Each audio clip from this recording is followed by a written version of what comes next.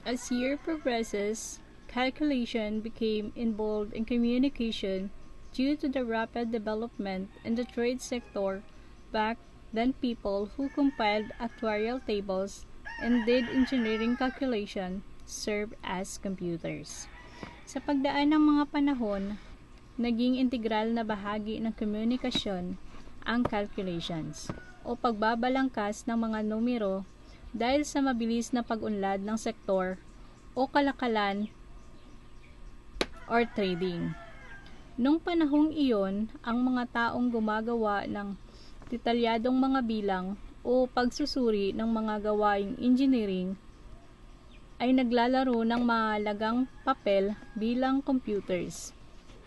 Ang kanilang tungkulin ay limitado sa simpleng pagbibilang, kundi pati na rin sa pagsasagawa ng calculation at pag-a-analyze ng mga data upang makatulong sa mga proyekto at desisyon sa larangan ng engineering. During World War II, the Allies US, Canada, Britain, France, Australia, etc., countries that opposed the Axis powers, Germany, Japan, Italy, Hungary, Romania, and Bulgaria were challenged with a serious shortage of human computers for military calculations. Noong panahon ng World War II, ang mga puwersang nagkakaisa tulad ng nabanggit kanina, US, Canada, Britain, France, Australia, at iba pa, ay nakaharap ng malalaking suliranin sa kakulangan sa mga taong may kakayahan sa military calculations. Ang mga bansang ito ay nagtututol sa Axis powers tulad ng mga Germany, Japan, Italy, at iba pa. Sa konteksto kasi ng digmaan, ang mga military calculation ay mahalagang bahagi ng mga pagpaplano at pagdedesisyon sa mga operation at strategy ng mga puwersang militar. Ito ay kinakailangan upang matiyak ang tamang paggamit ng resources at pag-aaral ng posibleng kahinatnan ng mga aksyon. When soldiers left for the war, the shortage got worse, so the United States addressed the problem by creating the Harvard Mark I, general-purpose electromechanical computer that was 50 feet long and capable of doing calculations in seconds that usually took people hours. Kapag umaalis ang mga sundalo sa digmaan, lalo na pag lumala ang kakulangan, kaya binigyan ng solusyon ng US ang problema sa pamamagitan ng paglikha ng Harvard Mark I. Ito ay ang pangkalahatang gamit, electromechanical, may habang 50 feet at kayang gawin ang kalkulasyon sa loob lamang ng segundo sa karaniwang tumatagal ng oras kung tao ang gumagawa ng kalkulasyon. At the same time, Britain needed mathematicians to crack the German Navy's Enigma code. The Enigma was an encrypting machine that German armed forces used to securely send messages. Sinasabi dito na nangangailangan ang Britain ng mathematician upang mabasa ang Enigma code. Ang Enigma ay isang aparatos na ginagamit ng mga armadong German noong World War II upang magpadala ng mensahe ng ligtas at may seguridad.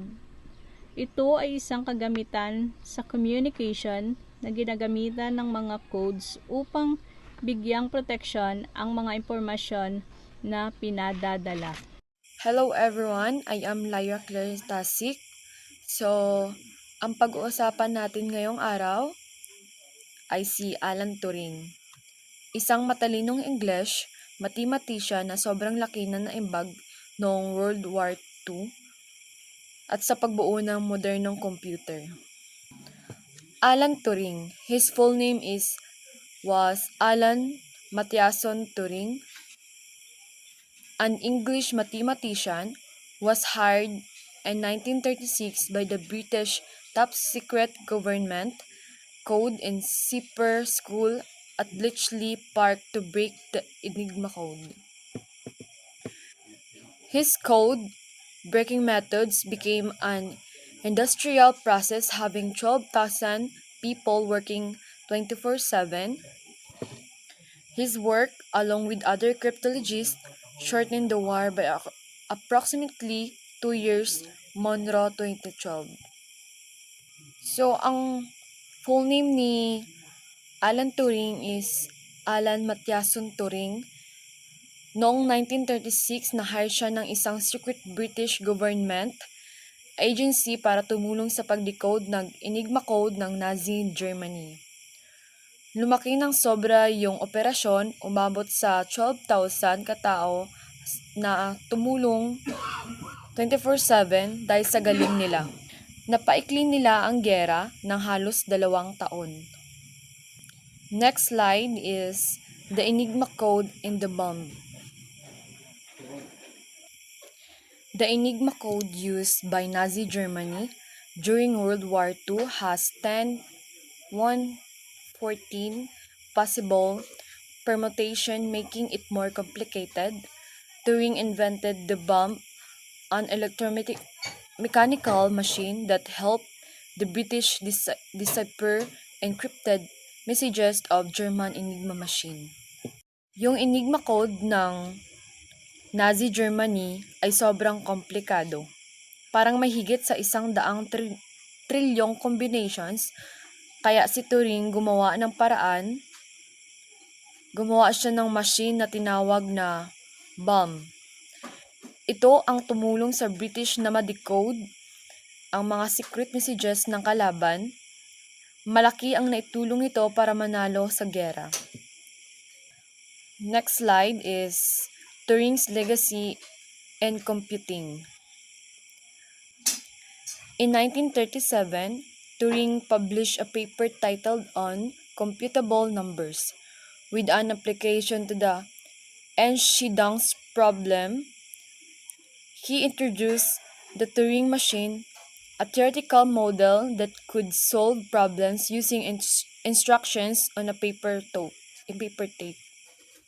Next slide is Turing legacy and computing.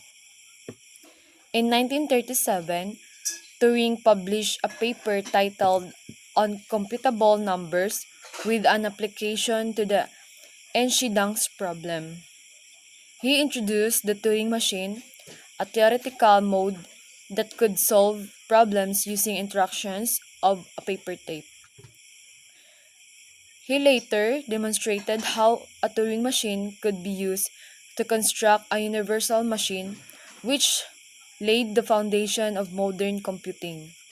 This concept led to the invention of modern computer capable of solving any problem by running programs at the year 2012. Noong 1937, nagsulat si Turing ng isang paper o papel kung saan niya pinakilala ang Turing machine, isang concept kung saan kayang mag-solve ng problems gamit ang instructions sa paper tape.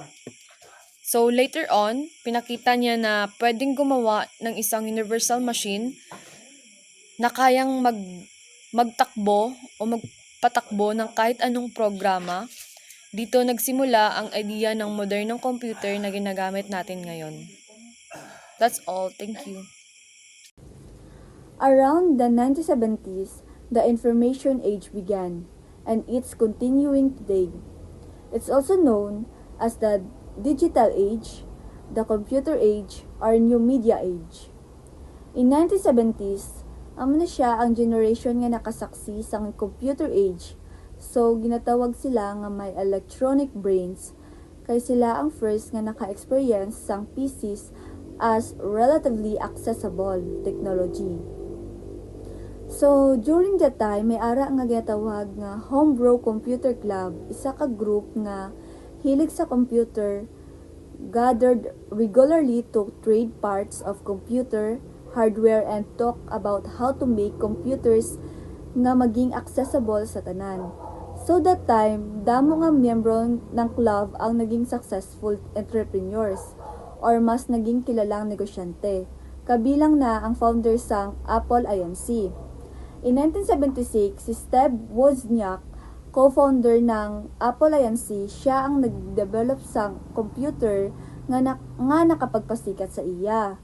Then siya pod ang nag-design sang operating system, hardware, circuit board of the computer all by himself.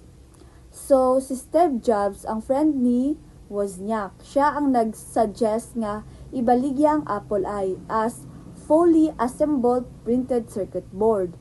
So, dira nag-start ang career nila as founders of Apple Inc. Then, from 1973 pataas, ang social media platforms were introduced as variations, so iba-iba nga uri sang multi-user chat rooms, instant messaging application. Example na dira ang AOL, Yahoo Messenger, MSN Messenger, Windows Messenger.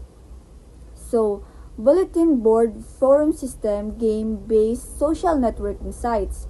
Example, Facebook, Friendster, MySpace. At business-oriented social networking website, halimbawa ang Sing Messaging, video at voice calling services, and blogging platforms, image at video hosting website, and etc. So, that time is damo-damo pang social media platforms ang na-introduce. So, these social media platforms enable information exchange at its most efficient level. So, the information age, halin sa pag-invent nila sang printing press or numerous, hangtod sa paglaganap sa social media platforms, lubos gid ang pagbag-o sang pamumuhay sang tao. But may mga epekto nga hindi gid siya pantay, kay it depends kung paano mo siya gamiton ang technology. May ara sang advantages like mas naging dali ang pagkuha sang information, kag mas dasig ang communication. But also may mga disadvantage pod. Pareho sang mali nga information, privacy violation, and social isolation, and etc. So, responsible use and addressing negative consequences are crucial to harnessing its benefits.